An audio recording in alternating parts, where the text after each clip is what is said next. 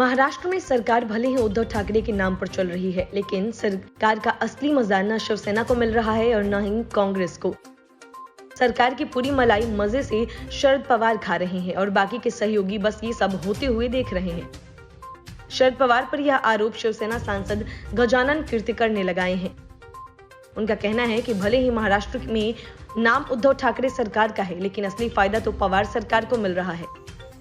गजानन कीर्तिकर के इस बयान के बाद एनसीपी और शिवसेना के बीच की दरार एक बार फिर सामने आ गई और एनसीपी के खिलाफ शिवसेना नेताओं का असंतोष उभरकर सामने आ गया। गठबंधन सरकार की साझेदार एनसीपी पर तंज कसते हुए कीर्तिकर ने रत्नागिरी में कहा कि इसे ठाकरे सरकार कहा जाता है, लेकिन असली लाभ तो पवार को मिल रहा है।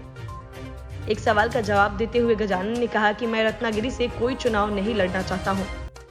मुंबई में हमें सीएम और नगर विकास फंड के जरिए काफी राशि मिलती है। ग्रामीण इलाकों के जनप्रतिनिधियों को गांव में बहुत से काम करने पड़ते हैं। मैं अपनी ओर से जितना संभव होता है मदद करता हूं। सांसद ने कहा कि सरकार से फंड हासिल करने के लिए कड़ी प्रतिस्पर्धा है। मैं यहां एनसीपी का नाम लेना चाहूंगा। हम इस सरकार को उद्धव ठाकरे सरकार के नाम से जानते हैं, लेकिन असली फायदा तो पवार को मिल रहा है। इसी की वजह से सरकार में तनाव की स्थिति पैदा हो रही है।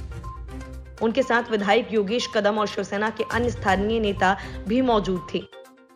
महाराष्ट्र की महाविकास आघाड़ी सरकार में शामिल कांग्रेस और शिवसेना के नेता अक्सर विकास के लिए कम फंड मिलने की शिकायतें करते रहे हैं। विपक्ष के नेता देवेंद्र फडणवीस ने भी इस मुद्दे को महाराष्ट्र विधानसभा में उठाया था। उनका कहना था कि इस गठबंधन सरकार में 3 दल शामिल हैं, लेकिन असली फायदा एनसीपी को ही मिल रहा है। उसके नेताओं को कांग्रेस और शिवसेना के मुकाबले ज्यादा फंड आवंटित किया जाता है।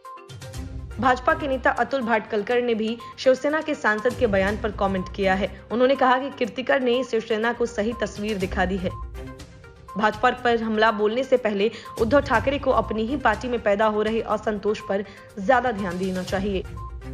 Bureau report, news of India.